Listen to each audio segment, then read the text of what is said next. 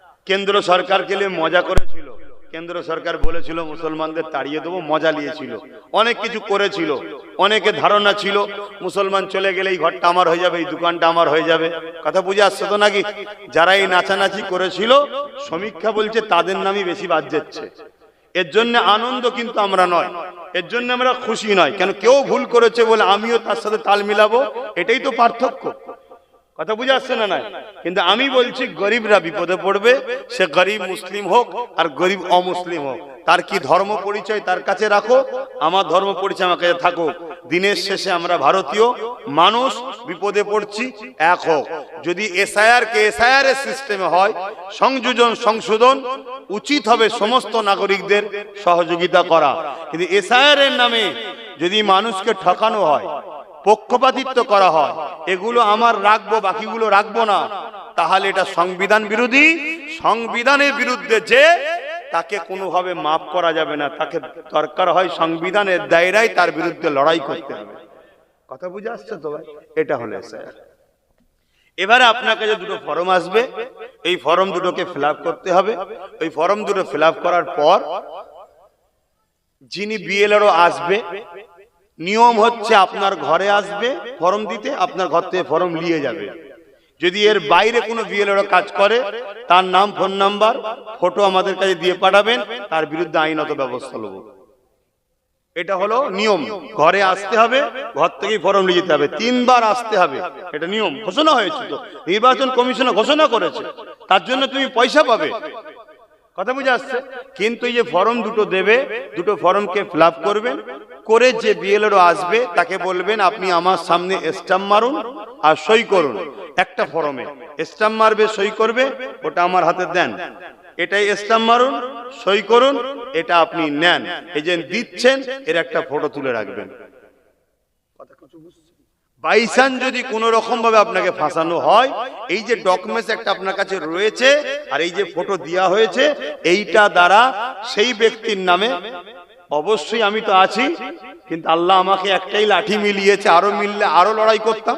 ওই নওশাদের দ্বারা আপনাদের হয়ে লড়াই করা হবে। প্রয়োজন হয় সুপ্রিম কোর্ট যেতে হয়, সুপ্রিম কোর্টও যাওয়া হবে, ঘাবড়াবার কিচ্ছু নেই। কথা বুঝে আসছে? একটা আছে, একটা গেলে লড়ছি, 50টা থাকলে 50 জায়গায় লড়তাম। তো যাই হোক, লড়াই হবে। এবং কান টানলে মাথা আসে, ওকে ধরে টানলে কোন নেতা কি করেছে, কোন অফিসার কি করেছে, সব বেরোবে। কথা বুঝে আসছে? শেষ কথা, এসআইআর পুরো দেশ জুড়ে নির্বাচন কমিশনার করছে 12টা রাজ্যে। এই 12টা রাজ্যে নির্বাচন কমিশনার করছে। নির্বাচন কমিশনারের সঙ্গে বিজেপির ভালো সম্পর্ক আছে, এটা কোনো সন্দেহ নাই। কথা বুঝে আসছে না? নাই। কিন্তু বাংলায় এসআইআর এ সম্পূর্ণ সহযোগিতা করছে রাজ্য সরকার। 90,000 অফিসার দিয়েছে।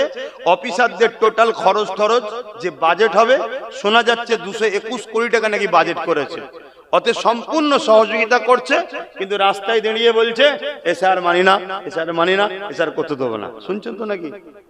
অতএব এরা দুজন মিলে পুরো দেশটাকে শেষ করতে চলেছে। এই হলো আমার কথা শেষ। বীজখানে একটু বলে দিলাম এসআইআর নিয়ে। অসুবিধা হলো কারো মাথায় ঢুকছে নাকি? ধর্মসভায় এসে বললেন, এটাও ধর্মের মধ্যেই পড়ছে। মানুষ যখন বিপদে পড়ে তাকে সঠিক রাস্তা দেখাবার নাম ইসলাম। কথা মাথায় ঢুকছে না? ঢোকে না? মানুষ যখন বিপদে পড়ে তাকে সঠিক রাস্তা দেখাবার নাম কি? ইসলাম। আপনি বোঝেন না, বুঝে নেন। এরপরও যদি সমালোচনা করে তাহলে কিছু করার।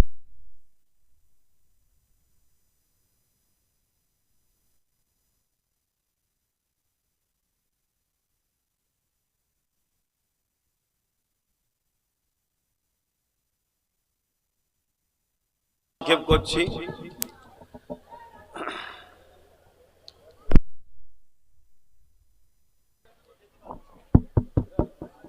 ঠিক আছে, যাক সংক্ষেপ করছি। বলছে ওষুধ দিতেই কারেন্ট চলে গেছে। কিছু করার নেই, সব ওদের হাতে, ওরা সব কিছু করতে পারে। না বানোয়ার তোলার ব্যাপার তো যাক, আসেন ওসব ভেবে লাভ নেই। আমি সংক্ষেপ করছি, একটা দাওয়াত দিচ্ছি। এবছর একটা প্রোগ্রাম করার চিন্তা ভাবনা, 2 বছর করতে পারিনি, বছরে করব। 21শে অগ্রহায়ণ, 21শে অগ্রহায়ণ নলেজ সিটিতে যে প্রোগ্রাম হয়, ওটা আমার বাৎসরিক ডেট। কিন্তু আমি অনেক খরচ তো প্রোগ্রাম করতে গেলে, অনেক কিছু কাজ থাকে বলে করে উঠতে পারি না। এবছরে নিয়ত করেছি 21 অজ্ঞান প্রোগ্রামটা করব। কি বলছেন, যাবেন তো? এটা আল্লাহকে সাক্ষী রেখে বলেন, যাবেন তো? বলুন ইনশাআল্লাহ। সবাই যাবেন, খুশি হব। ওহ কি ধুম উঠল আবার। 21 অজ্ঞান যাবেন, সবাইকে দাওয়াত দিচ্ছি। আর গাড়িটা সেইভাবে ভাড়া করবেন, তাড়াহুড়ো করবেন না। প্রোগ্রাম শুরু ও শেষ করে তারপরে আসবেন, কথা বুঝে আসছে? তাড়াহুড়ো করে চলে আসবেন না। আপনারা যাবেন বলে আমি নতুন করে রাস্তা বা রিপেয়ারিং করলাম, কথা বুঝে আসছে? লরি বাস ছাড়া যা গাড়ি নিয়ে যাবেন সব মাঠে চলে যাবে। লরি বাস সিঙ্গেল যাবে, একটা একটা করে যাবে, কিন্তু অন্যদিক দিয়ে এসে গেলে ফেসে যাবে। আর ছোট গাড়ি যাতায়াত করবে, এজন্য লরি বাস ছাড়া সব গাড়ি নিয়ে যাবেন। ছোট গাড়ি নিয়ে যাবেন, কোনো অসুবিধা নেই, মাঠে চলে যাবে। 21 অগ্রাণ সবাই প্রচার করুন, সবাই যাবেন। নলেজ সিটি আপনার আমার পীরের নামে, তাই তো নাকি? অতএব সবাই প্রচার করবেন, সবাই যাবেন। এবং আপনারা যারা আমার বাপ হন, আমাকে সন্তানের মতো মানেন, যারা আমাকে মায়েরা সন্তানের মতো মানেন, যারা আমার ভাই বোন আছে ভাইয়ের মতো মানেন, নলেজ সিটিটা কোটি কোটি টাকা খরচ, নিশ্চয়ই জানেন তো নাকি? তৈরি করতে খরচ আছে না? নাই চলছে, এখনো কাজ চলছে। স্কুল চালু হয়েছে, 4 থেকে 8 ক্লাস পর্যন্ত চলছে। এবছরে পড়া চলছে। আজকে মনে হচ্ছে 8ই নভেম্বর, কালকে পরীক্ষা আছে, অ্যাডমিশন টেস্ট। এখন যদি কেউ ভর্তি করতে চান বাচ্চাকে, কালকে নিয়ে চলে যেতে পারেন। ফর্ম যদি না পান, ওখানে গিয়ে ফর্ম ফিল আপ করে বাচ্চাকে পরীক্ষায় বসান। 4 থেকে 8 ক্লাস, 27 লক্ষ আছে। ইংলিশ মিডিয়ামও খুলবো এবং গার্লস স্কুল খুলবো। এটা শুধুমাত্র বয়েজ বাংলা মিডিয়াম। আবাসিক স্কুল, অনাবাসিকও আছে। আবাসিক স্কুল, থাকা খাওয়া সুব্যবস্থা রয়েছে। ABS model school. আপনাদের বাচ্চাকে যদি ভর্তি করতে চান যোগাযোগ করবেন, আসুন এবং 21 অজ্ঞান যাবেন। এই শিক্ষা প্রতিষ্ঠানকে গড়ে তোলার জন্য সবাইকে আহ্বান জানাচ্ছি, ভর্তি করুন। এবং প্রত্যেকটা বাপ ভাই, আপনার সন্তানের পিছনে তো বছরে হাজার হাজার লাখ লাখ টাকা খরচ হচ্ছে। আমিও তো একটা সন্তানের মতো, আপনি আমার ভাই হন। বিভিন্ন জায়গায় হাজার হাজার টাকা মাসে খরচ করছেন, বছরে লাখ টাকা খরচ করছেন। আমিও তো একটা ভাই হই। আপনি যদি সত্যি আমায় ভালো